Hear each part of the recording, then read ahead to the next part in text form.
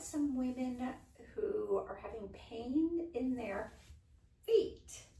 And what I'd like to say is this doesn't have to do necessarily with age. We seem to say if we have an issue on our body, it's like, oh, I'm getting older, it's age. Well, it might not necessarily be age, but time practicing bad habits, if that makes sense. So I'm going to give you a couple things that you can do for your feet. The first thing is lift a foot up, and you can do this sitting in a chair. You don't have to be on a yoga mat.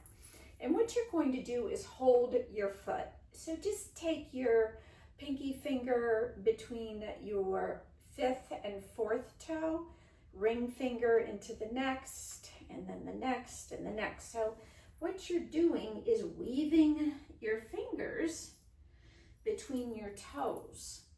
And then you just snuggle it in good and tight. So you're separating the toes because our feet are meant to have space to move like our hands.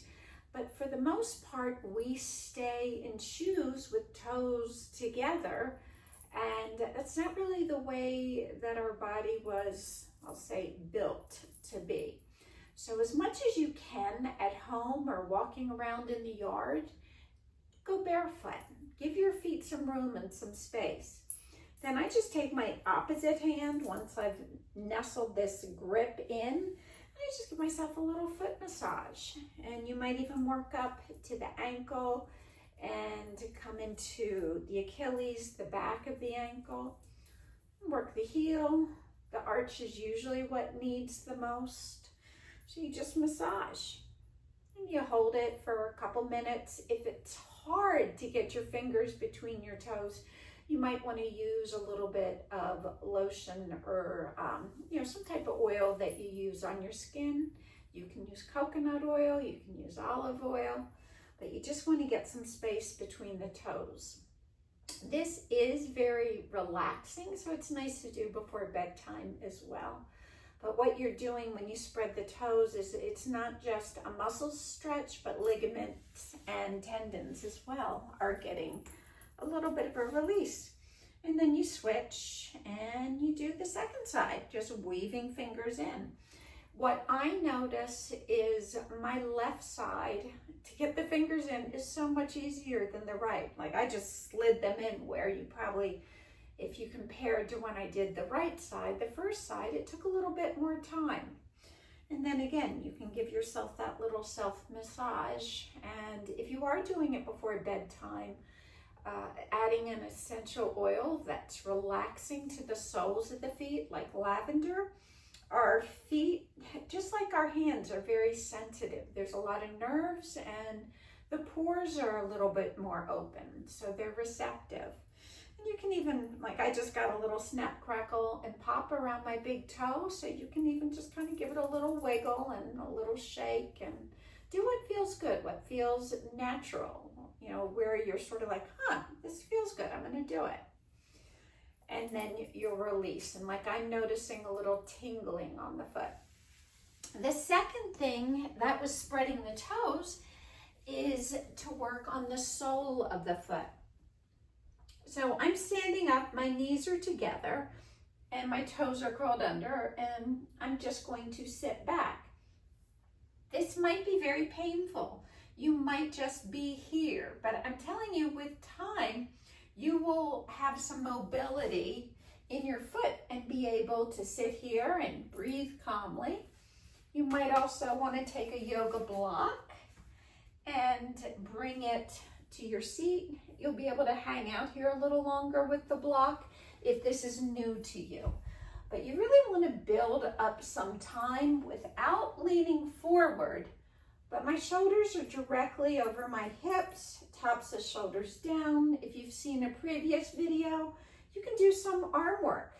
So I'm just going to pull my elbows back, reach my elbows down, arms by the side.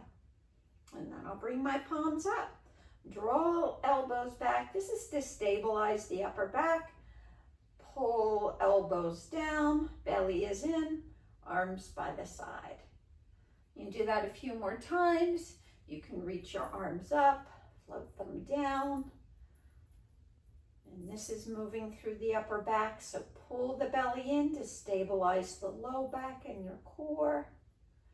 And then when you've had enough, so take it right to that edge.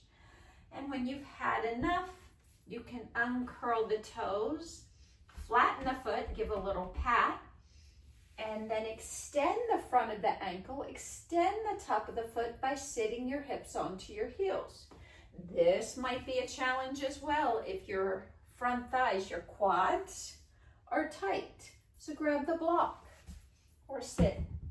Sitting bones on heels, hips on heels, and just breathe here for a number of moments. Again, you can do things with your arms, maybe even reach arms forward, right arm under left for an eagle bind. If this is not accessible, just opposite hand to opposite shoulder.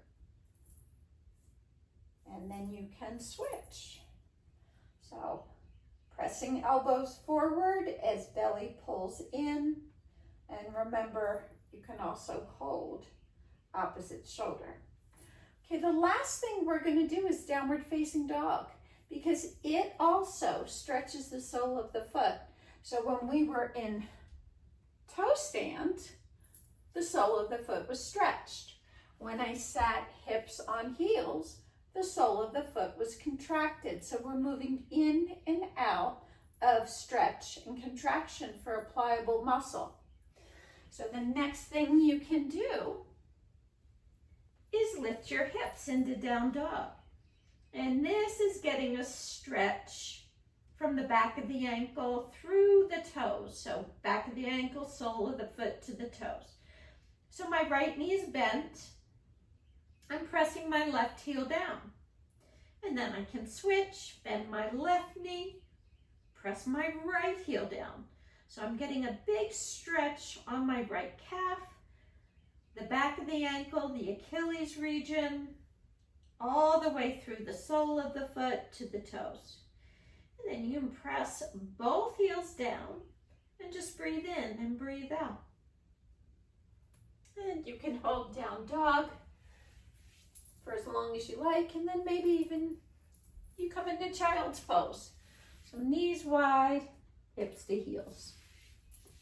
So just pull out your mat. That takes just about, maybe you can do it in 5 to 7 minutes, and work on your feet so they feel a little better, and then go barefoot. Enjoy.